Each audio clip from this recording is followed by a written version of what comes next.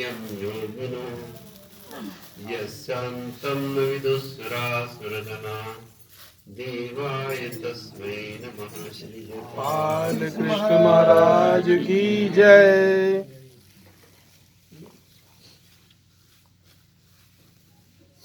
आज एक विशेष कार्यक्रम के उपलक्ष्य में, वार्षिक उत्सव के उपलक्ष्य में हम यहाँ एकत्रित हुए हैं। मैं आप सभी का स्वागत करता हूँ।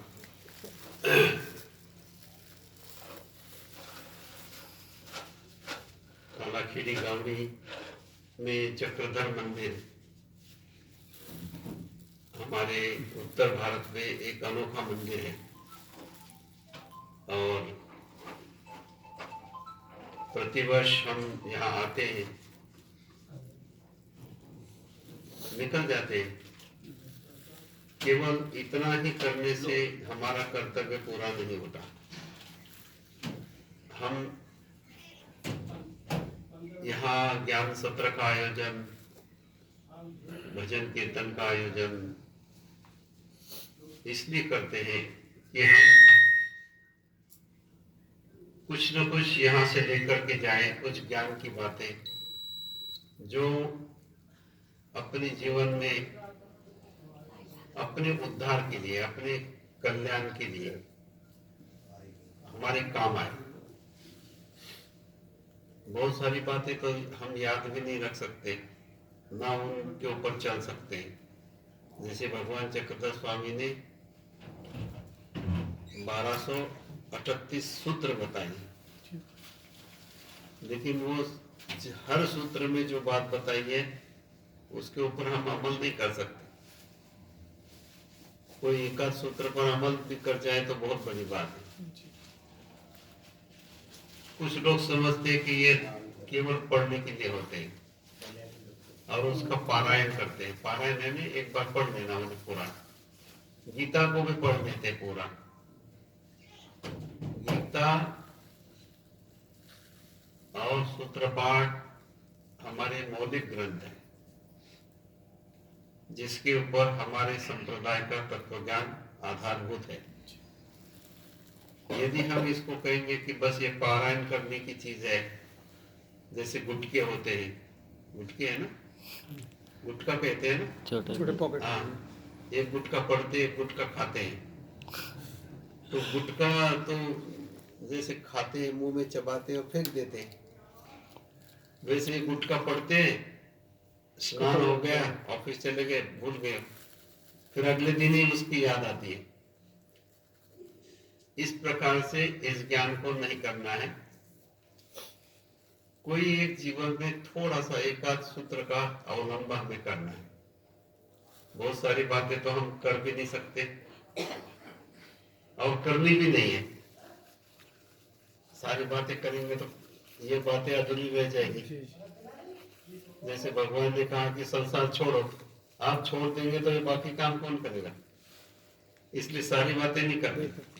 मैं ही कहता हूँ, बाकी लोग तो कहेंगे कि करनी है, नहीं, सारी बातें नहीं करनी। इसमें से कुछ बातें यानी बस 2-4 बातें आप करें। आप कहेंगे कि 2-4 कौन सी बातें हैं? अब पूरी गीता में कितनी बातें बताई है? इन्होंने मुझे पहले कहा कि आपने किस पे बोलना है? ज्ञान योग, प्रेम योग और ज्ञानी प्रेम भक्त का महावाक्य का और महावाक्य। तो मैंने कहा कि इसके अतिरिक्त रहा क्या फिर? बचा ही क्या? सारा ही बूझ लिया, ब्राह्मण की तरह सब ले लिया जी। तो बचता तो कुछ नहीं। और इसलिए भगवान कृष्ण ने ये कहा है, ज्ञानाध्यानम विशेष्यते, ज्ञानाध्यानम विशेष्यते, ध्यानात् कर्म फल त्याग, त्यागात् शांति अनंतरम। केवल ज्ञान योग आपको बताया तो पूरी नहीं होगी बात। केवल प्रेम योग बताया, वो भी नहीं पूरी होगी। आप संसार में देखो, प्रेम करोगे तो प्रेम कहानी शुरू होती है और फिर कहीं जाके तलाक पे खत्म हो जाती है।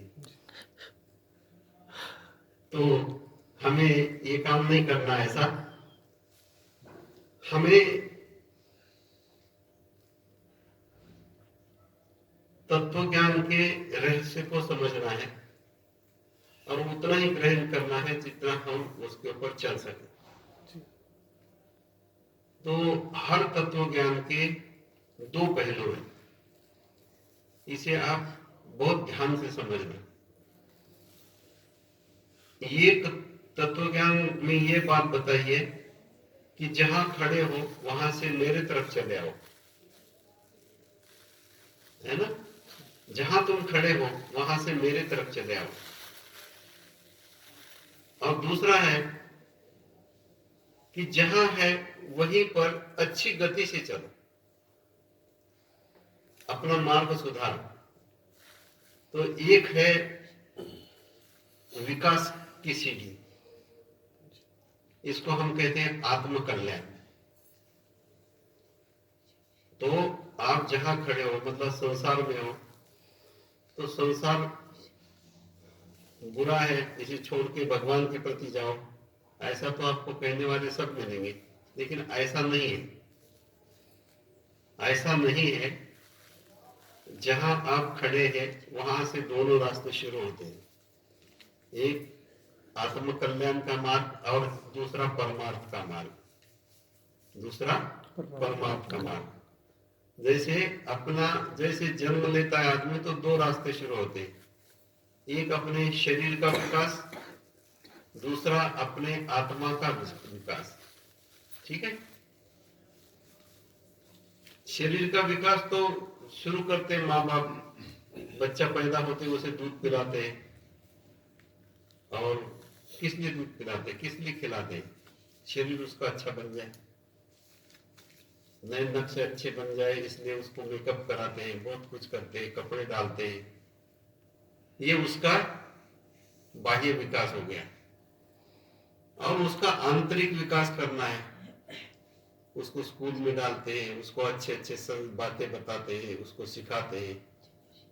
ये शरीर का विकास तो नहीं ना, ये उसका आंतरिक विकास है। इसी प्रकार से धर्म भी दो बातें बताता है। धर्म दो बातें बताता है, एक संसार में कैसे रहना है और दूसरा परमार्थ में कैसे जाना है। एक में रहना है, एक में जाना है। ठीक है? तो आपको ये तय करना है। ये कभी नहीं कहा गया कि सब छोड़ दो, ये आपके ऊपर छोड़ा है कि आपको कौन सा अच्छा लगता है। चुनाव आपको करना है। ठीक है? यहाँ संसार में आहार सभी प्रकार का दिया है, मांसाहार भी है, शाकाहार भी है, कोई जलाहार है, कोई दुग्धाहार है। तो सभी प्रकार के आहार भगवान ने सब चीजें छोड़ दिया आपके ऊपर। आपको तय करना है कि आपके लिए कौन सा अच्छा है, कौन सा सुटेबल है, जिसको देकर के आप अपना अधिक विकास कर सकते हैं। तो जैसे सूखी रोटी भी है, उसके बाद गरिष्ठ पकवान में भी बना के खाते हैं हम। और जिनको गरिष्ठ पकवान रोज मिलते हैं वो ड्राई फ्रूट खाता है, वो पनीर की सब्जी बनाता है। तो होना तो चाहिए कि उसका दिमाग शरीर स्वस्थ होना चाहिए, लेकिन ऐसा कुछ जरूरी नहीं। आप सूखी रोटी खाने वाला भी बहुत शक्तिशाली हो सकता है और ड्राई फ्रूट खाने वाला भी बहुत दुबला पतला और निर्बल हो सकता है। ये तो पूर्व जन्म और उत्तर कर्म के ऊपर निर्भर करता है कि आप क्या खाते हैं, कैसे रहते हैं। इसलिए शास्त्र जो है, शास्त्र की बात आपको दो बातें बताते हैं शास्त्र में। आत्म कल्याण कैसे हो, आत्म कल्याण में आपका आत्मिक विकास भी हो गया, आपका व्यावहारिक विकास भी हो गया। संसार में किस प्रकार का व्यवहार करना है, चलना है, बोलना है, उठना है, बैठना है, सब कुछ ज्ञान ये भी धर्मशास्त्र आपको बताएगा। और यदि आपको इससे भी अधिक सुख आनंद आप लेना चाहते हैं तो आप किस प्रकार से अध्यात्म की ओर जा सकते हैं या परमार्थ की ओर जा सकते हैं वो भी आप कर सकते हैं, शास्त्र की बात जानकर सुनकर उसके ऊपर चलकर। तो ये सब शास्त्र में बातें बताई है। अब आपका प्रश्न है कि हमें ज्ञान योग भी प्राप्त होना चाहिए, प्रेम योग भी प्राप्त होना चाहिए और महावाक्य भी सुनना है। लेकिन महावाक्य लोग एक एक महीना प्रवचन लगाते हैं तब भी समाप्त नहीं होता। तो महावाक्य जो है उसे सुनने के लिए, महावाक्य का अर्थ पता है आपको? मैंने थोड़ा लीला चरित्र जितना पढ़ा है मुझे समझ में आया, उसका सारा निचोड़ जो है ना वो महावाक्य में दर्शाया है। अच्छा, महताई भगवान चक्रधर स्वामी जब उत्तरापंथ जाने वाले थे, उन्होंने नागदेवाचार्य जी को स्वयं कहा कि आप महावाक्य सुने। उन्होंने कहा कि मैं सुन के क्या करूंगा, जब आप ही जा रहे हैं तो। उन्होंने कहा नहीं, सुनो, आपके काम आएगा। तो महावाक्य, महा यानी बड़ा, महान, वाक्य यानी शब्द समूह,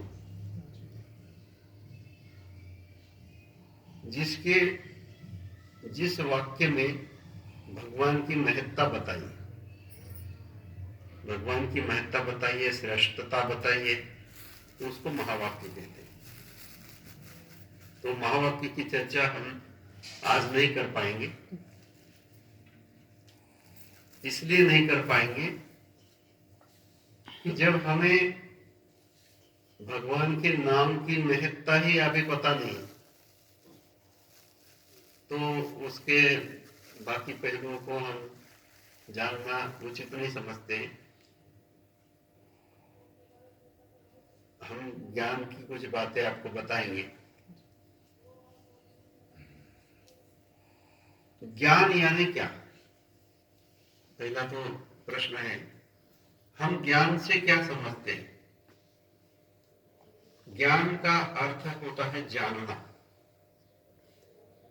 ज्ञान का अर्थ जानना। तो ज्ञान में शास्त्र में दो भेद बताए, एक ज्ञान और एक विज्ञान।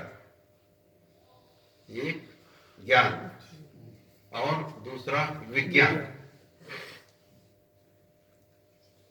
कुछ लोगों ने ज्ञान का अर्थ सामान्य ज्ञान कहा है, विज्ञान का अर्थ विशेष ज्ञान का है। लेकिन दर्शन शास्त्र के अनुसार या स्वामी के अनुसार जो पदार्थ, जो वस्तु जैसी है उसको वैसे ही रूप में जानना ज्ञान है। इसको हम अंग्रेजी में कहेंगे थिंग इन इटसेल्फ। वस्तु का अपने आप में जो स्वरूप है उसको जानना ज्ञान है। कोई भी वस्तु है, ये फूल है, क्या फूल को हम जान सकते हैं? उसके लिए इसमें है किस वजह से, इसकी स्पेशलिटी क्या है, तभी विज्ञान कहेंगे ना। यदि ये फूल है, फूल तो एक सामान्य नाम हो गया। जी जी। फूल किसी भी चीज का फूल हो सकता है। इसलिए हम जब इसका वर्णन करेंगे तो गेंदा कहेंगे। तो हमने फूल में से, फूल जो कॉमन वर्ड है, सामान्य नाम है, उसमें से एक विशेष फूल को अलग किया। ठीक है ना? हम पदार्थ को नकारात्मक रूप से जानते हैं। इसको क्या कह रहे हैं? नकारात्मक रूप से जानते हैं, सकारात्मक रूप से नहीं जान रहे। नकारात्मक रूप से जान रहे हैं। इसको गेंदा कहने से हम, ये नकारात्मक ज्ञान हो गया कि दूसरे फूल नहीं है, ये गेंदे का फूल है। अब ये गेंदे का फूल है, इसमें हर कलर का गेंदा हो सकता है, जी ठीक है। लेकिन गेंदा अपने आप में क्या है, इसको हम जान सकते हैं क्या? नहीं जान सकते। इसको हम कहेंगे, ये यदि कहेंगे पीला होता है, वो तो रंग का ज्ञान हो गया, जी गेंदे का ज्ञान थोड़ी हुआ। इस प्रकार से इसकी गहराई में यदि जाएंगे तो वस्तु को जानना बहुत ही मुश्किल है। तो भगवान कृष्ण, भगवान चक्रधर स्वामी कहते हैं, जो वस्तु जैसी है उसको उसी प्रकार से जानना ज्ञान है। गेंदे को गेंदे के रूप में ही जानना, ये ज्ञान है। जी और एक ह्यूम नाम का दार्शनिक हुआ है, उसने कहा कि ये तो गेंदे की हमारे दिमाग में आइडिया है, कल्पना है। ऐसी हर चीज के बारे में हमारे दिमाग में कल्पना है। वो में बात कुछ सही लगती है कि सबसे पहले जब ये फूल दुनिया में आया होगा तो किसी ने इसको गेंदे का फूल कहा, उसके सामने सारे फूल होंगे, अभी किसी भी फूल का नाम नहीं रखा होगा, तो उन लोगों ने नाम रखा अलग अलग। सारे फूल जब देखेंगे तो उनको कैसे समझेंगे कि ये किस चीज का फूल है? तो फूल को अलग अलग पहचान करने के लिए उसने नाम रखे होंगे।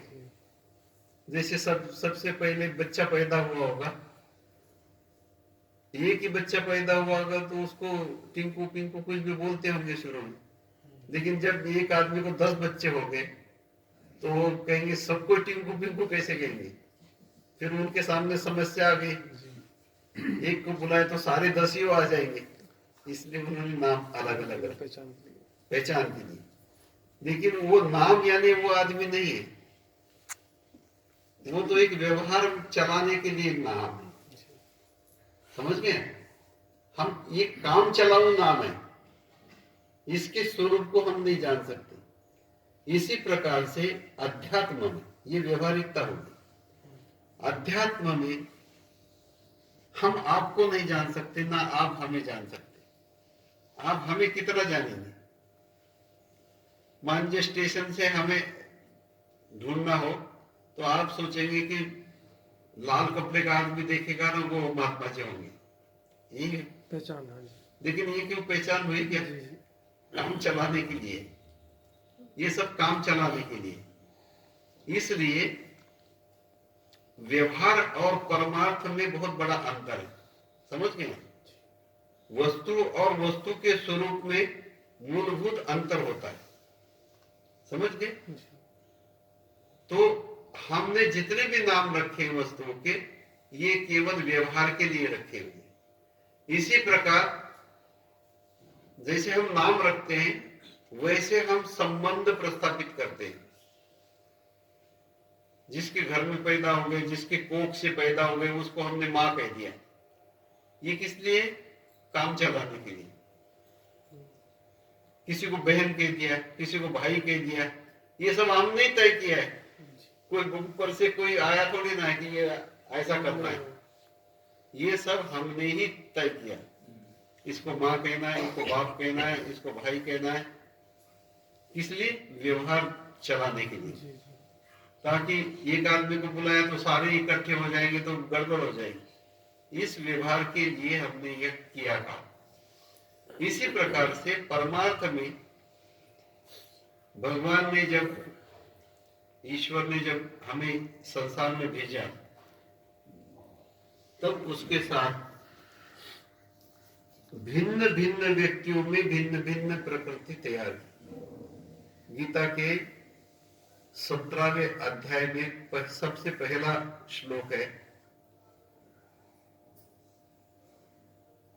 कि मनुष्य में सत्व रज तम 3 प्रकार की मनुष्य की प्रकृति होती है। मनुष्य की प्रकृति, मनुष्य का स्वभाव, ये 3 प्रकार का होता है। कोई सात्विक होता है, कोई राजसिक होता है और कोई तामसिक होता है। ठीक है? कोई कोई गुण प्रधान होता है, होते तीनों गुण ही वैसे तो बताते हैं। हाँ जी, कहते हैं होते तीनों गुण, कोई कोई गुण प्रधान होता है, कोई किसी वस्तु तो गुण प्रधान होता है, किसी में ताम। तीनों गुण होते हैं, लेकिन किसी से कोई कोई गुण होता है जो प्रधान होता है, ऊपर होता है। हाँ। तीनों गुण का जब तक बैलेंस नहीं होता जी तब तक आदमी खड़ा नहीं हो सकता, कोई बात नहीं कर सकता। जी। तिपाही देखिए आपने, 3 पहिए वाले, हाँ जी। 3 पहिए वाली, उसकी तीनों पहिए बराबर होने चाहिए तब वो खड़ी रह सकती बैलेंस हो पाएगी। है ना। इसी प्रकार से मनुष्य में ये तीनों गुण होने चाहिए, तब वो संसार में चल सकता है, काम आ सकता है, नहीं तो नहीं आ सकता काम। जब भी उसमें से एक आध पहिया कम ज्यादा हो जाएगा तो उसका बैलेंस खराब हो जाएगा। जी अर्थात तीनों गुण जब बराबर होते हैं तो उसमें एक बैलेंस तैयार होता है, उसमें एक संतुलन बनता है। ये तीनों गुणों का वर्णन 14वें अध्याय में भगवान ने किया है। उसमें ये बताया है, सत्वात् संजायते ज्ञानम रजसो लोभ एव च प्रमाद मोहो तमसो भवतो अज्ञानमेव च। तो हमने 3 गुण तो जाने, लेकिन 3 गुण से क्या होता है? मनुष्य में यदि सत्व गुण अधिक हो जाए तो उसमें ज्ञान प्राप्त करने की इच्छा पैदा होती है। जब भी हमारे में सत्व गुण बढ़ेगा तो उसको कुछ सीखने की इच्छा होगी, ज्ञान प्राप्त करने की इच्छा होगी। ये ज्ञान प्राप्त करने का मूल है, समझ गए। तो यदि आप ईश्वरीय ज्ञान प्राप्त करना चाहते हैं तो आपको सत्व की मात्रा बढ़ानी पड़ेगी। यदि आपको संसार में धन की प्राप्ति है, खेती बाड़ी ज्यादा चाहिए, मकान बहुत सारे चाहिए, रजस की मात्रा चाहिए। उथल पुथल करता है रजस वाला आदमी, रोज उसे कुछ न कुछ चाहिए, खाने को भी ज्यादा चाहिए, अच्छा चाहिए, कपड़े भी अच्छे चाहिए, खेती बाड़ी भी खूब चाहिए, रोज की इनकम भी चाहिए, रोज रोज वो नौकरी भी बदलता है कि इस नौकरी में कम पैसे है, प्रतिष्ठा कम है, मान सम्मान कम है, बड़ी नौकरी चाहिए, तो वो राजसिक व्यक्ति होगा। भागने में वो बहुत तेज होगा, हर काम वो जल्दी करेगा, चंचलता उसके अंदर बहुत होगी, उथल पुथल अधिक होगी, कम समय में ज्यादा काम करने की कोशिश करेगा और इसी में मर जाएगा। ये सब